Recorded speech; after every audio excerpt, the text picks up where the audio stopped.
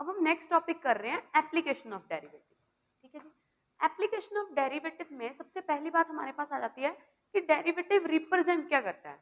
Derivative represent करता है किसी कर्व के किसी पॉइंट के ऊपर अगर कोई टेंजेंट ड्रॉ करते हैं तो उसकी स्लोप कितनी है। मान लीजिए आपके पास ये वाई एक्सिस ये एक्स एक्सिस है और ये आपके पास वैसे ही कोई कर्व दी है, ठीक है, और इस पॉइंट पे अगर हम टेंजेंट ड्रॉ करें से ये इस पॉइंट पे क्या है जी, टेंजेंट। टेंजेंट क्या होती है, उस पॉइंट उस कर्व को उस पॉइंट पे टच करके जाने वाली लाइन। ठीक है, मान लीजिए ये टेंजेंट रिप्रेजेंट करता है और ये एंगल है आपका थीटा, किसके साथ, पॉजिटिव एक्स एक्सिस के साथ। ये एंगल कितना है जी, थीटा। तो tan ऑफ थीटा क्या देता है आपको, स्लोप देता है। अगर अगर आपको इस कर्व की इक्वेशन पता हो कि y is equal to f of x whatever, या f of x comma y is equal to 0, जो भी आपको इस कर्व की इक्वेशन पता हो, तो आप डायरेक्टली ये स्लोप कहाँ से निकाल सकते हो, dy बाय dx की वैल्यू से। ये आपको क्या बता देती है, बेसिकली उस पॉइंट पे टेंजेंट की स्लोप कितनी है। ठीक है, फिर इसमें हम जो भी वो पॉइंट है, मान लो x1 पे पूछा है तो वो पॉइंट पुट करके x1 y1 हमारे पास वो स्लोप आ जाएगी। ठीक है, x is equal to x1 और y is equal to y1 put करने पे स्लोप की वैल्यू आ जाएगी। तो अगर आपको हमें पता है कि अगर हमें एक लाइन की स्लोप पता चल जाए, मतलब एक्स एक्सिस के साथ उसका कितना एंगल है ना, स्लोप पता चल जाए, और अगर उस पर लाई करने वाला कोई भी पॉइंट पता चल जाए, हमें एक उस लाइन के ऊपर पॉइंट पता चल जाए और एक स्लोप पता चल जाए उसकी, तो हम लाइन की इक्वेशन लिख सकते हैं। मान लो आपको एक लाइन की स्लोप दी हुई है m और उस पे पॉइंट दिया हुआ है x, y, तो हम उसकी इक्वेशन लिख सकते हैं। अब यहाँ पे हम एक्स वाई की जगह पे कोई और भी मान सकते हैं, मान लो वो पॉइंट है x1 y1। ठीक है, तो हमने मान लिया कि से ये पॉइंट है आपका जी x1 y1 और इसकी स्लोप कितनी दी है, स्लोप क्या होती है, dy बाय dx। तो यहाँ से हम इस लाइन की इक्वेशन लिख सकते हैं। इक्वेशन क्या हो जाती है, x, वैसे स्लोप होती क्या है, m is equal to coefficient जो y का डिफरेंस होता है, तो y minus y1 over x minus x1। तो यहाँ से इक्वेशन क्या बन गई, m is equal m into x minus x1 is equal to y minus y1। m slope क्या है, dy by dx। Therefore equation of tangent आपके पास क्या आ गया,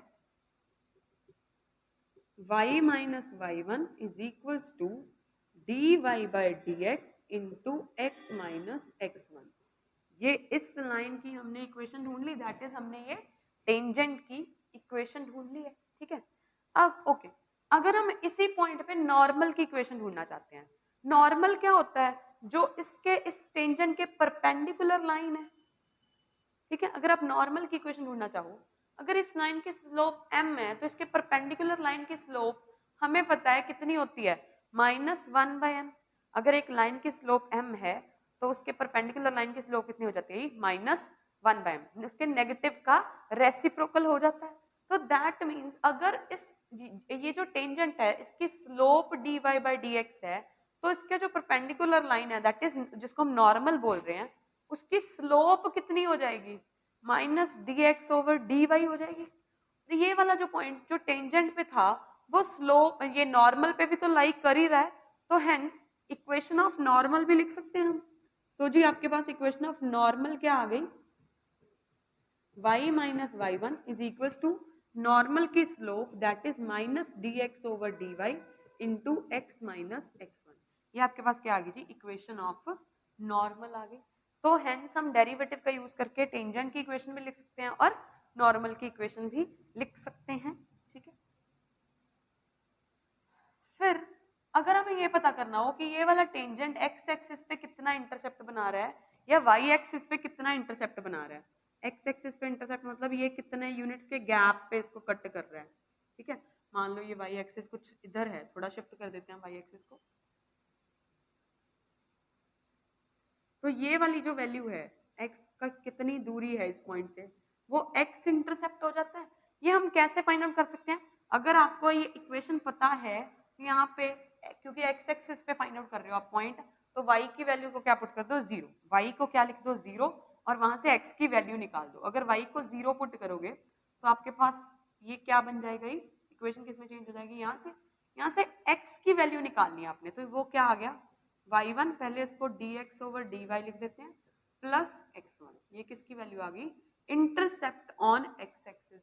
ऐसे ही अगर आपने इंटरसेप्ट किसका, टेंजेंट का, ठीक है, ऐसे ही अगर आपने intercept of tangent on y axis निकालना हो तो x को 0 पुट कर दो, वहां से जो y की वैल्यू आई वो intercept of tangent on y axis आ जाएगा, ठीक है। ऐसे ही अगर आपने नॉर्मल का इंटरसेप्ट निकालना हो, अगर x इंटरसेप्ट निकालना है तो y को 0 पुट कर दो, वहां से x की वैल्यू निकाल लो। अगर y इंटरसेप्ट निकालना है तो x को 0 पुट कर दो, वहां से y की वैल्यू निकाल लो, वो y इंटरसेप्ट आ जाएगा आपका, ठीक है। नॉर्मल का और टेंजेंट का हम इस तरह से इंटरसेप्ट फाइंड आउट कर सकते हैं, ठीक। फिर है, अगर हम कहें कि कोई line parallel to x axis है, इसमें एक बात ऐड करना चाहूंगी कि अगर आपको दिया हुआ है कि कोई line parallel to x axis है तो उसकी स्लोप भी x एक्सिस की स्लोप जितनी होगी, दैट इज x एक्सिस के साथ उसका एंगल कितना है, 0 डिग्री। तो tan 0 कितना होता है, 0। लेकिन ये होता क्या है, dy by dx, that means जब भी स्लोप 0 बोला होगा, टेंजेंट की स्लोप 0 बोला होगा, तो आप dy by dx क्या रख दोगे, 0 रख दोगे। जब tangent parallel to x axis है तो नॉर्मल क्या होगा, पैरेलल टू y एक्सिस, उस टाइम पे नॉर्मल होगा पैरेलल टू y एक्सिस। और अगर tangent parallel to y axis है तो ये एंगल हो गया 90 degree, that means dy by dx कितना हो गई, इन्फिनिटी, या फिर हम कह सकते हैं कि उस टाइम पे dx by dy कितना आ जाएगा, 0। तो अगर आपको किसी भी कर्व का या लाइन का डेरिवेटिव जो है किस पॉइंट पे 0 के इक्वल मिलता है तो वो लाइन, या अगर हम कहें कि कर्व का डेरिवेटिव एक पॉइंट पे 0 के इक्वल मिलता है तो दैट मीन्स उस पॉइंट पे जो टेंजेंट है वो पैरेलल टू x एक्सिस है। अगर कर्व का जो इस पॉइंट पे डेरिवेटिव है वो इन्फिनिटी होता है तो हम कह देंगे कि टेंजेंट जो है वो पैरेलल टू y एक्सिस है, ठीक है। और नॉर्मल का ऑपोजिट हो जाएगा। तो अब हमें पता चल रहा है कि नॉर्मल और टेंजेंट के बीच में एंगल कितना होता है, 90 डिग्री का होता है, ठीक है। अगर आपको ये इंक्लिनेशन पूछ लें कि टेंजेंट की इंक्लिनेशन कितनी है, मतलब एंगल कितना है, हमने बोला क्या है कि tan थीटा किसके इक्वल होता है, dy by dx के इक्वल। तो अगर सिर्फ थीटा पूछा है तो आप उसका tan इनवर्स निकाल लोगे तो आपके पास इंक्लिनेशन भी आ जाएगी ना। तो ये भी डेरिवेटिव की एप्लीकेशन हो गई, ठीक है। तो अब तक हमने क्या किया कि डेरिवेटिव रिप्रेजेंट क्या करता है, स्लोप को रिप्रेजेंट करता है, वहां से हम एंगल ऑफ इंक्लिनेशन भी निकाल सकते हैं। अगर स्लोप पता चल गई, पॉइंट पता चल गया तो इक्वेशन ऑफ टेंजेंट भी निकाल सकते हैं, इक्वेशन ऑफ नॉर्मल भी निकाल सकते हैं, फिर टेंजेंट का x इंटरसेप्ट और y इंटरसेप्ट भी निकाल सकते हैं।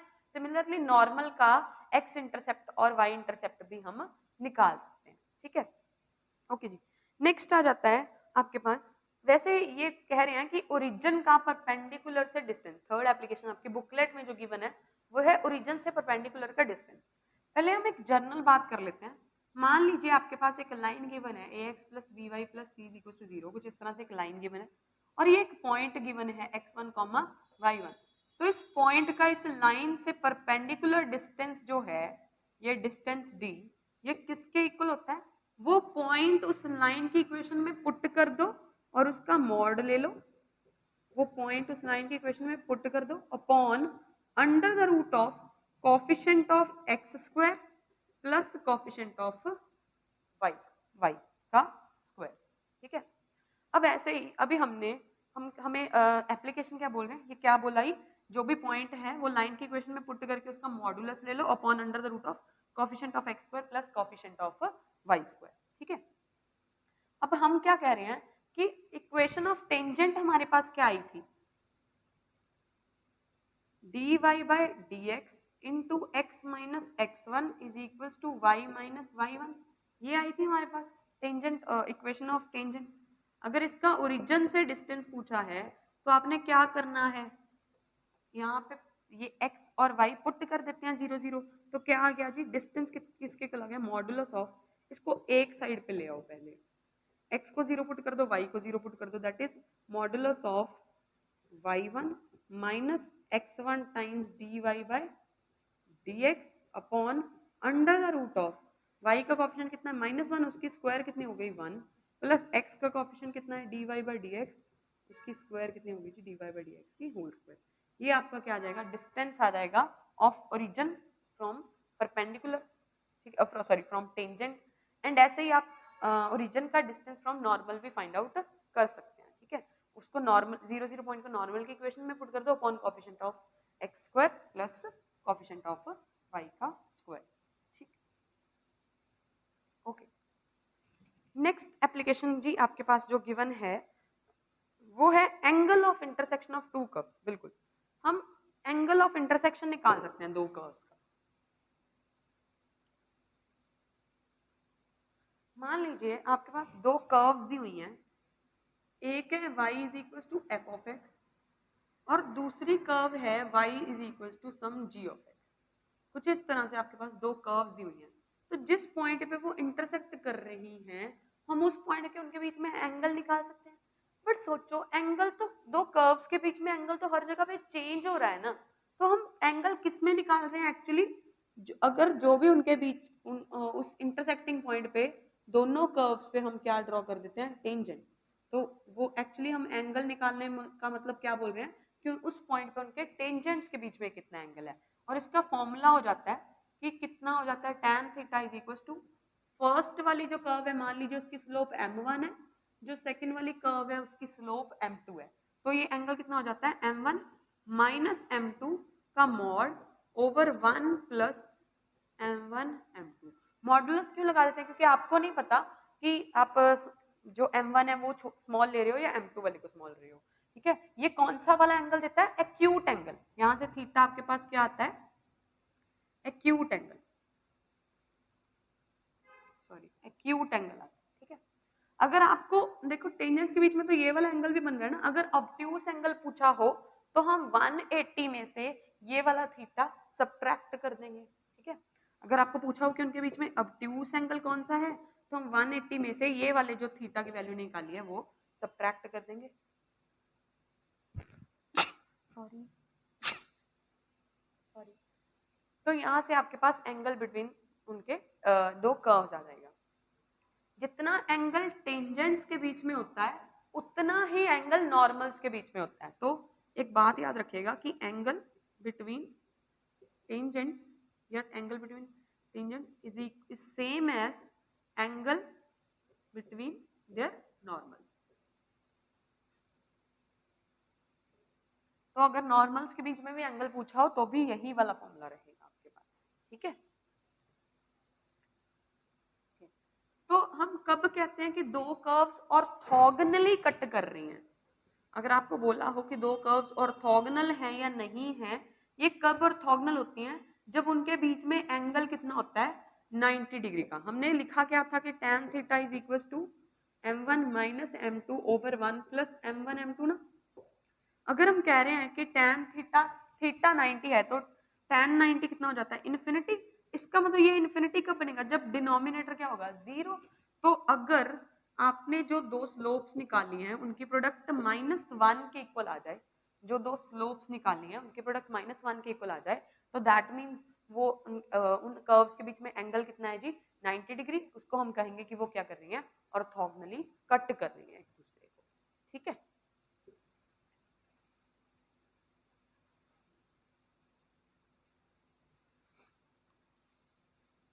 नेक्स्ट एप्लीकेशन आपके पास आ जाती है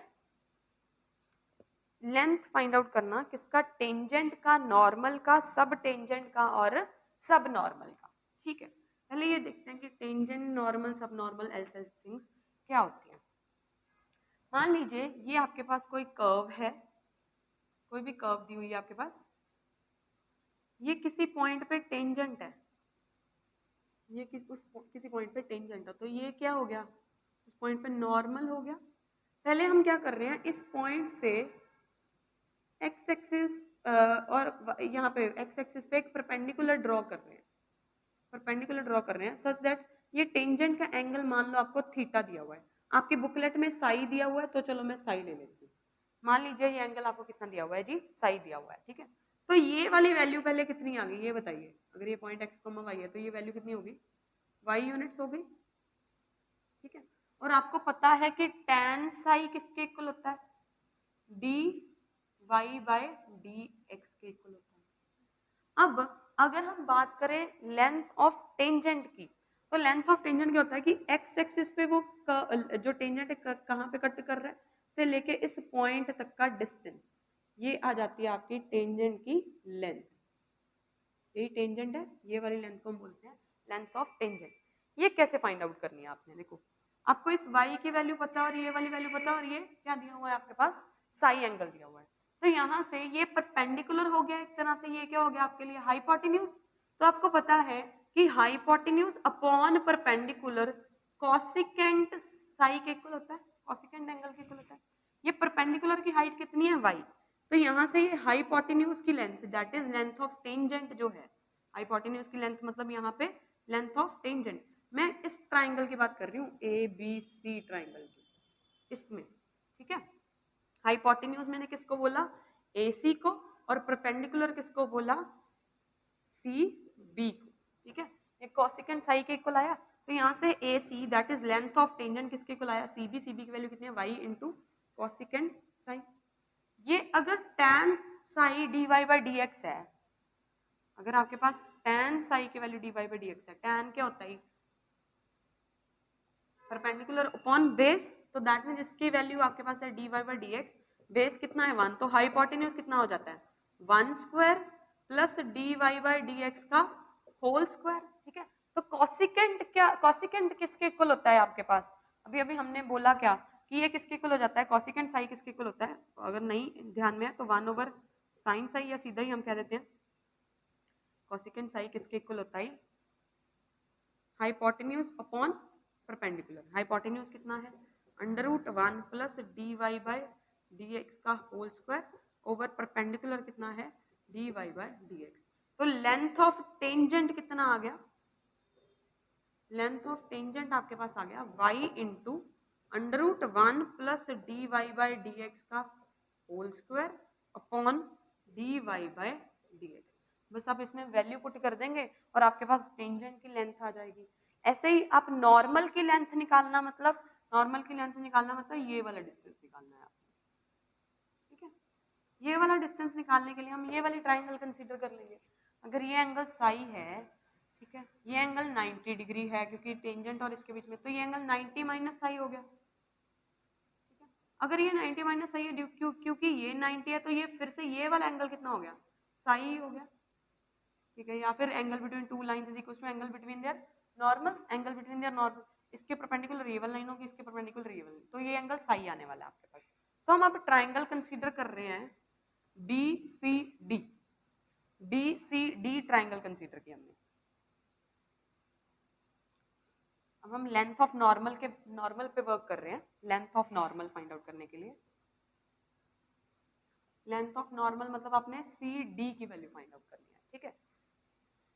c d upon that is hypotenuse है ये, सॉरी बिल्कुल हाइपोटेन्यूज है, और अपॉन सी बी ये क्या है जी आपका बेस, ये किसके इक्वल हो जाता है सीकेंट साई के, ठीक है। तो यहां से सी डी की वैल्यू आपके पास कितनी आ गई, c b into secant psi that is y into secant psi, और यहां से आप सीकेंट की अगर वैल्यू निकालोगे वो कितना आ गया y into under root 1 plus D Y by D x का होल स्क्वायर। तो ये आपके पास लेंथ ऑफ नॉर्मल आ गया, ठीक है। लेंथ ऑफ टेंजेंट क्या है, यही वाली चीज upon D Y by D X, length of normal में upon D Y by D X नहीं करना आपने। अब है length of sub tangent. Sub tangent क्या होता है कि जो आपने परपेंडिकुलर ड्रॉ किया है, ये टेंजेंट के इंटरसेक्टिंग पॉइंट का यहां तक का डिस्टेंस, इसको बोल देते हैं लेंथ ऑफ सब टेंजेंट, और ये वाली जो लाइन होती है इसको बोल देते हैं सब नॉर्मल। अगर आपको सब नॉर्मल और सब टेंजेंट की लेंथ पता करनी है तो सिमिलरली ये वाली ट्राइंगल कंसीडर करके आप लेंथ ऑफ सब टेंजेंट और लेंथ ऑफ सब नॉर्मल भी फाइंड आउट कर सकते हो, ठीक है जी। अब डायरेक्टली बस उसका फॉर्मूला ही लर्न कर लेना चाहिए, बट इसके बेसिस पे अभी तक क्वेश्चन तो नहीं आया लेंथ ऑफ टेंजेंट या लेंथ ऑफ नॉर्मल सब नॉर्मल के बेसिस पे, बट मे बी आ जाए, ठीक है। तो एक बार ही देख लीजिएगा, ओके जी। नेक्स्ट आ जाता है डेरिवेटिव के एप्लीकेशन मैक्सिमा या मिनिमा फाइंड आउट करने में, मैक्सिमा मिनिमा फाइंड आउट करने में। मान लीजिए आपके पास एक फंक्शन दिया हुआ है y is equals to f of x, इस तरह से आपके पास कोई फंक्शन दिया हुआ है, ठीक है।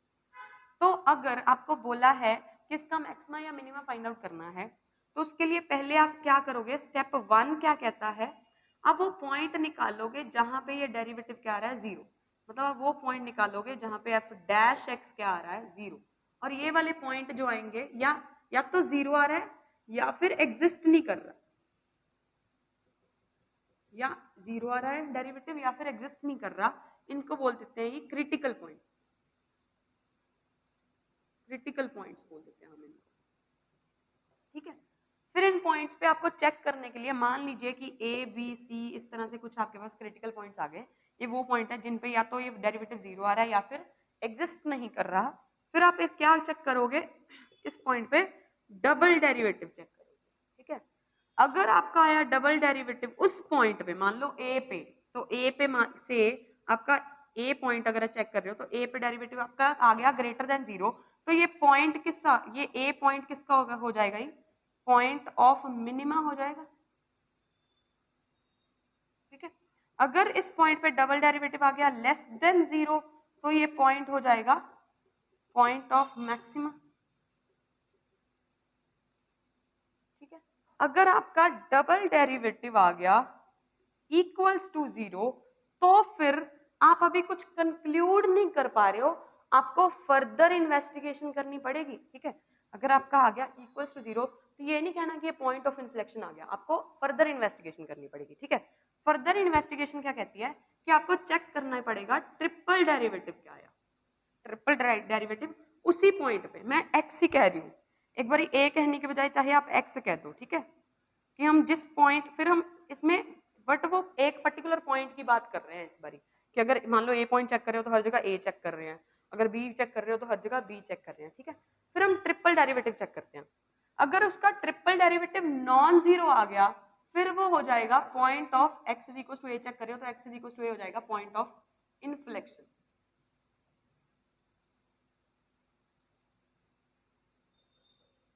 तो हो जाएगा ये वो पॉइंट ऑफ इन्फ्लेक्शन आपका, अगर डबल डेरिवेटिव 0 पर ट्रिपल नॉन जीरो आ गया। लेकिन अगर ट्रिपल डेरिवेटिव भी 0 आया उसी पॉइंट पे, फिर आप फर्दर स्टेप 4 लगाओगे, ये स्टेप 3 हो गया एक तरह से, मतलब अगर 0 आ जाता है तो स्टेप 3 लगाओगे, अगर ये नॉन जीरो आ गया तो वहीं पे खत्म, पॉइंट ऑफ इन्फ्लेक्शन। अगर नॉन जीरो सॉरी अगर 0 आता है फिर फर्दर करोगे कौन सा डेरिवेटिव, जी फोर्थ डेरिवेटिव। फोर्थ डेरिवेटिव जो है वो सेकंड की तरह काम करता है, ठीक है, और फिफ्थ डेरिवेटिव थर्ड की तरह। हर इवन वाले डेरिवेटिव एक जैसा काम कर रहे हैं, ऑड वाले डेरिवेटिव्स एक जैसा काम कर रहे हैं। फोर्थ डेरिवेटिव डबल की तरह काम करेगा, मतलब अगर फोर्थ डेरिवेटिव ग्रेटर देन 0 आया तो पॉइंट ऑफ मिनिमा, अगर लेस देन 0 आया तो पॉइंट ऑफ मैक्सिमा, अगर इक्वल टू 0 आया तो फिर आप फिफ्थ डेरिवेटिव चेक करोगे, ठीक है। ये हो गया आपका सेकेंड डेरिवेटिव टेस्ट, कि सेकेंड डेरिवेटिव टेस्ट या डेरिवेटिव्स को यूज करके हम मैक्सिमा या मिनिमा बता सकते हैं, ठीक है। आप ऐसे ही फर्स्ट डेरिवेटिव टेस्ट भी यूज कर सकते हो। फर्स्ट डेरिवेटिव टेस्ट क्या कहता है कि जिस पॉइंट पे डेरिवेटिव 0 आया, आप चेक करोगे कि उसके आसपास जो है वो वैल्यू क्या आ रही है, डेरिवेटिव की वैल्यू कैसी आ रही है, ठीक है। हमने चेक किया कि मान लीजिए कि डेरिवेटिव आपका किसी पॉइंट पे आ गया 0, फर्स्ट डेरिवेटिव टेस्ट लगा रहे हैं, वो सेकंड डेरिवेटिव टेस्ट था, ये फर्स्ट डेरिवेटिव टेस्ट है। किसी पॉइंट पे आपका डेरिवेटिव आ गया 0, उसका मतलब उस पॉइंट पे कर्व जो है, टेंजेंट जो है वो पैरेलल टू एक्स एक्सिस हो जाएगा। अगर कुछ इस तरह से हो तो इससे पहले वाले जो पॉइंट हैं उनका एंगल ऑब्ट्यूस एंगल बन रहा है, दैट मींस tan ऑफ किसी ऑब्ट्यूस एंगल का नेगेटिव आ रहा है तो उसकी स्लोप नेगेटिव आ रही है, उसके बाद क्या आ रहा है जी, पॉजिटिव। तो हम चेक करेंगे कि मान लीजिए आपका किसी ए पॉइंट पे डेरिवेटिव 0 आया, तो हम चेक करेंगे कि डेरिवेटिव की वैल्यू उससे पहले वाले पॉइंट पे कितनी है और उसके बाद वाले कुछ पॉइंट्स पे कितनी है। अगर ये वैल्यू नेगेटिव से पॉजिटिव चेंज करे तो फिर वो क्या हो जाएगा, पॉइंट ऑफ मिनिमा। अगर ये वैल्यू पॉजिटिव से नेगेटिव चेंज करे तो ऑपोजिट हो जाएगा, कुछ इस तरह से, पहले एक्यूट एंगल बन रहा है बाद में ऑब्ट्यूस एंगल बन रहा है ना, नेगेटिव पॉजिटिव टू नेगेटिव, तो ये हो जाएगा पॉइंट ऑफ मैक्सिमा।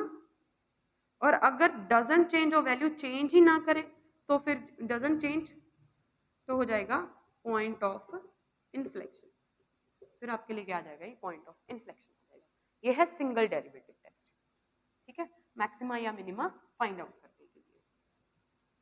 ओके, अब मैक्सिमा और मिनिमा के साथ साथ एक और बात चेक कर लो कि हम इससे फंक्शन की मोनोटोनिसिटी भी चेक कर सकते हैं। ये बात शायद हमने पहले भी की है कि अगर किसी फंक्शन का डेरिवेटिव हर जगह पे स्ट्रिक्टली ग्रेटर देन जीरो आ जाए, स्ट्रिक्टली ग्रेटर देन जीरो आ जाए उसका डेरिवेटिव, तो वो फंक्शन क्या होता है, स्ट्रिक्टली इंक्रीजिंग फंक्शन हो जाता है। तो फंक्शन स्ट्रिक्टली इंक्रीजिंग फंक्शन होता है। अगर एक फंक्शन का डेरिवेटिव हर पॉइंट पे लेस देन जीरो आ जाए तो फंक्शन जो है वो क्या हो जाता है, स्ट्रिक्टली डिक्रीजिंग हो जाता है। इसको स्ट्रिक्टली मोनोटोनिकली इंक्रीजिंग और स्ट्रिक्टली मोनोटोनिकली डिक्रीजिंग भी कह सकते हैं। अगर डेरिवेटिव ग्रेटर देन और इक्वल्स टू जीरो होता है तो सिर्फ इंक्रीजिंग होता है, इंक्रीजिंग, या फिर हम कह सकते हैं मोनोटोनिकली इंक्रीजिंग, एक ही बात है, मोनोटोनिकली इंक्रीजिंग। अगर लेस देन और इक्वल्स टू जीरो होता है तो फंक्शन इज या तो सिर्फ डिक्रीजिंग या उसको कह दो मोनोटोनिकली डिक्रीज। ठीक है, अगर स्ट्रिक्टली ग्रेटर देन जीरो है तो स्ट्रिक्ट इंक्रीजिंग या स्ट्रिक्ट डिक्रीजिंग, अगर स्ट्रिक्ट का साइन ना हो तो सिर्फ इंक्रीजिंग और सिर्फ डिक्रीजिंग, उस टाइम स्ट्रिक्ट नहीं कहना आपने। ठीक है, तो ये मोनोटोनिसिटी बताने में भी हेल्पफुल होता है। तो एक और एप्लीकेशन हो गई in telling monotonicity of the function. ठीक है, फिर आ जाता है एक आपके पास और पॉइंट, आप कर लीजिए प्लीज, कि कनकेविटी कन्वेक्सिटी भी बताता है, concavity and convexity of the curve. ठीक है, कनकेविटी कन्वेक्सिटी के लिए मान लीजिए आपके पास कर्व है y is equal to f of x। ठीक है, तो आपने क्या करना है, इसका डबल डेरिवेटिव करना है। अगर उस पॉइंट पे double derivative greater than zero आया तो कर्व उस पॉइंट पे होगी कनकेव अपवर्ड्स। क्या होगी जी, कनकेव अपवर्ड्स। कनकेव अपवर्ड्स को ही हम कन्वेक्स डाउनवर्ड्स भी बोल सकते हैं।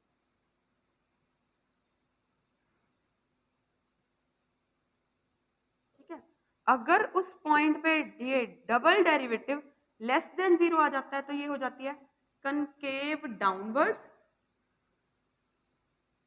या फिर इसको हम कन्वेक्स अपवर्ड्स भी बोल सकते हैं।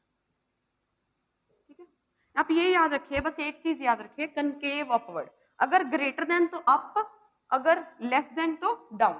कनकेव वाला जो है वो सही बात बताता है, ग्रेटर पे अप, लेस पे डाउन, और कन्वेक्स वाला उसका उल्टा हो जाता है।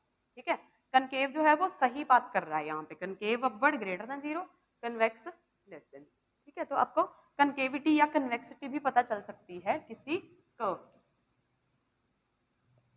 ओके, तो नेक्स्ट एप्लीकेशन आपके पास आ जाती है, डेरिवेटिव्स जो हैं वो मेन बात किस में कर लेते हैं, मीन वैल्यू थ्योरम्स में। मीन वैल्यू थ्योरम्स में तो हम डेरिवेटिव की बात कर रहे हैं मीन वैल्यू थ्योरम में। मीन वैल्यू थ्योरम में सबसे पहले आपके पास आती है रोल्स थ्योरम। रोल्स थ्योरम कब एप्लीकेबल होती है, पहले तीन स्टेटमेंट होनी चाहिए, ये ट्रू होंगी तो ही रोल्स थ्योरम एप्लीकेबल होगी। रोल्स थ्योरम कहती क्या है कि आपके पास एक फंक्शन है जो डिफाइंड है क्लोज्ड इंटरवल ए बी से लेके रियल तक, एक रियल वैल्यूड फंक्शन है defined on closed interval A b. We have a real valued function defined on closed interval A b such that, वो कैसा फंक्शन है, एफ जो फंक्शन है वो क्या है, कॉन्टिन्यूस, कॉन्टिन्यूस है किस पे, क्लोज्ड इंटरवल ए बी पे। एंड सेकंड कंडीशन क्या है, वो फंक्शन डिफरेंशिएबल है ओपन इंटरवल ए बी पे। And third condition, and points पे वैल्यू सेम आती है, सेम आ रही है। ठीक है, ये तीन कंडीशन सेटिस्फाई होंगी तो ही रोल्स थ्योरम एप्लीकेबल होगी। कंडीशन क्या है कि फंक्शन कॉन्टिन्यूस होना चाहिए क्लोज्ड इंटरवल पे, फंक्शन डिफरेंशिएबल होना चाहिए ओपन इंटरवल ए बी पे, और एंड पॉइंट्स पे जो है वैल्यू सेम आनी चाहिए। ठीक है, तो अगर इसको ज्योमेट्रिकली देखें हम, तो ये कुछ इस तरह से बन रहा है कि मान लीजिए आपके पास ये पॉइंट है ए, ये पॉइंट है बी। ठीक है, तो आपके पास कर्व या ठीक है, आपके पास क्या है कि जितनी फंक्शन की वैल्यू है कुछ इस तरह से, एंड पॉइंट पे जो है वैल्यू सेम है दोनों की, ए और बी की वैल्यू एंड पॉइंट पे सेम है, ये जितनी ए की वैल्यू उतनी ही बी की वैल्यू। ये थर्ड कंडीशन कह रही है। ठीक है, कॉन्टिन्यूस है तो ग्राफ कहीं टूटना नहीं चाहिए, डिफरेंशिएबल है तो कंप्लीटली स्मूथ होना चाहिए। तो अगर ये तीन कंडीशन सेटिस्फाई हो तो रोल्स थ्योरम क्या कहती है कि आपके पास कम से कम एक ऐसा पॉइंट मिल जाएगा, किनके बीच में, ए और बी के बीच में कम से कम एक ऐसा पॉइंट मिल जाएगा जिसपे जो टेंजेंट है वो पैरेलल टू एक्स एक्सिस हो जाएगा। Tangent parallel to X axis मतलब उसका डेरिवेटिव क्या हो जाएगा, 0। देन रोल्स थ्योरम से that there exist at least one C, कहां से, ओपन इंटरवल ए बी में से, such that F dash C is equal to 0। आपको कम से कम एक ऐसा पॉइंट मिल जाएगा जहां पे उसके डेरिवेटिव की वैल्यू क्या हो जाएगी, 0। यहाँ पे देखो कितने सारे पॉइंट मिल गए, एक ये वाला पॉइंट मिल गया, एक ये वाला पॉइंट मिल गया, एक ये वाला पॉइंट, एक ये वाला पॉइंट। तो एटलीस्ट वन वाली बात कर रहे हैं हम, एक से ज्यादा भी मिल सकते हैं, मतलब एक तो पक्का ही मिलेगा, एक से ज्यादा भी मिल सकते हैं, ठीक है। ओके, अब लेग्रांज थ्योरम को सॉरी रोल्स थ्योरम को हम और कैसे देख सकते हैं कि मान लीजिए आपके पास फंक्शन का ग्राफ कुछ इस तरह से, ठीक है, फंक्शन का ग्राफ आपके पास कुछ इस तरह से है, या कोई भी ग्राफ है आपका फंक्शन का ग्राफ इस तरह से है, तो हम कह देंगे कि जहां जहां पे भी फंक्शन की दो values equal I such that वो फंक्शन कॉन्टिन्यूअस और डिफरेंशिएबल है, तो जहां पे भी फंक्शन की दो वैल्यूज इक्वल आ रही हैं जो मर्जी पॉइंट पे, उनके बीच में उसके डेरिवेटिव कहीं ना कहीं तो पक्का 0 हो ही रहा होगा, ठीक है। दैट मीन्स हम कह सकते हैं उसके डेरिवेटिव का पक्का रूट मिलेगा, ठीक है। जहां पे भी फंक्शंस की दो पॉइंट्स पे जो भी वैल्यू सेम आई फंक्शन की, उनके बीच में डेरिवेटिव का रूट पक्का मिल जाएगा। देखो हम ये ए और बी ना कंसीडर करके अगर फंक्शन के रूट्स कंसीडर करें, मतलब जहां पे फंक्शन की वैल्यू 0 आ रही है, तो जहां जहां पे फंक्शन की वैल्यू 0 आ रही है उनके बीच में ग्राफ कॉन्टिन्यूअस डिफरेंशिएबल है, तो आपके पास उनके बीच में एटलीस्ट एक रूट एफ डैश का मिलेगा ही मिलेगा। और ये नीचे अलजेब्रिक इंटरप्रिटेशन में आपके लिए ये लाइन लिखी हुई है, between two zeros a and b of f of x there exists at least one zero, एक तो पक्का मिलेगी मिलेगी किसके, उसके डेरिवेटिव की, फंक्शन की दो जीरोस के बीच में उसके डेरिवेटिव की एक जीरो तो पक्का मिलेगी ही मिलेगी, ठीक है। ओके जी, नेक्स्ट आ जाती है आपके पास Lagrange mean value theorem, Lagrange's mean value theorem.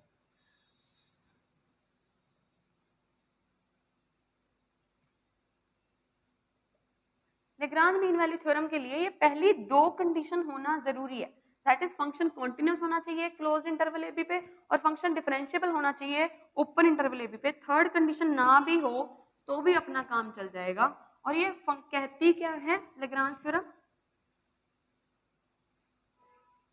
कहती क्या है कि इसको ज्योमेट्रिकली देखते हैं पहले, कि फंक्शन जो है आपका वो डिफरेंशिएबल और कॉन्टिन्यूअस है। मान लीजिए मैं एक सिंपल सी बात ड्रॉ कर रही हूँ, से आपका कुछ इस तरह से फंक्शन, ये a है, तो ये पॉइंट कौन सा हो गया, ये a comma f of a, ये पॉइंट b है, अगर ये कर्व है y is equal to f of x, तो ये पॉइंट कौन सा हो गया, ये b comma f of b point हो गया, ठीक है। तो ये कर्व क्या कहती है कि इनके ये क्या, अगर फंक्शन डिफरेंशियल हो तो इनके बीच में एक पॉइंट पक्का आपको ऐसा मिल जाएगा जिसपे जब आप टेंजेंट ड्रॉ करोगे तो वो किसके पैरेलल आएगा, इस लाइन के पैरेलल आएगा, इन दोनों पॉइंट्स को ज्वाइन करने वाली लाइन के पैरेलल आएगा, जो टेंजेंट की टेंजेंट होगा, किसी कोई ना कोई एक पॉइंट ऐसा मिल ही जाएगा। दैट मीन्स अगर हम ये देखें कि इस लाइन की अगर पैरेलल आना है मतलब दोनों की स्लोप जो है वो सेम आएगी। इस लाइन की स्लोप क्या होती है जी, difference in y coordinates upon difference in x coordinate, और ये किसके इक्वल आएगा, एक पॉइंट c पे स्लोप की value that is f dash c। तो हम थ्योरम क्या कहती है कि there exist at least one c, किसमें से a और b के बीच में, such that f dash c is equal to f of b minus f of zero, sorry f of a upon b minus a। Function की values का difference upon उन coordinates की वैल्यू का difference उनके f dash c के equal आ जाएगा, एक c तो ऐसा मिल ही जाए, ठीक है। ओके, नेक्स्ट एप्लीकेशन आ जाती है ये आपके पास, इसकी एप्लीकेशन आ जाती है कि डेरिवेटिव क्या रिप्रेजेंट करता है, डेरिवेटिव रिप्रेजेंट कर देता है रेट ऑफ चेंज, कि कितना का चेंज आ रहा है किस क्वांटिटी में, उसको हम लिख देते हैं with the help of derivative. For example जैसे हम कहें कि डिस्टेंस में एक कार मूव कर रही है, तो उसके डिस्टेंस में विद रिस्पेक्ट टू टाइम जितना चेंज आता है उसको हम उसकी स्पीड कह देते हैं, दैट इज उसकी वेलोसिटी कह देते हैं। तो वेलोसिटी क्या हो जाती है, ये वेलोसिटी है, वेलोसिटी क्या हो जाती है, rate of change of distance with respect to time, ठीक है, ये क्या हो गया, rate of change of distance with respect to time, ये हो जाती है आपकी वेलोसिटी, ठीक है। ऐसे ही अगर हम कह दें कि चेंज इन वेलोसिटी, वो किसके इक्वल आ जाती है, एक्सेलरेशन के इक्वल, तो एक्सेलरेशन किसके इक्वल आ जाती है आपकी, रेट ऑफ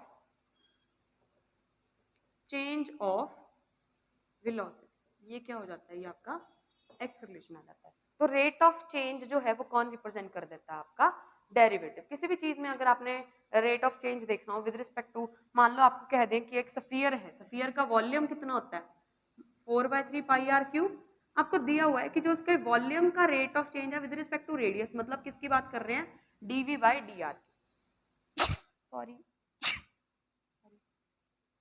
मतलब किसकी बात कर रहे हैं, वो डीवी बाई डी आर की, दैट इज किसकी बात कर रहे होंगे, 4 पाई r² और जो भी, ठीक है, ओके।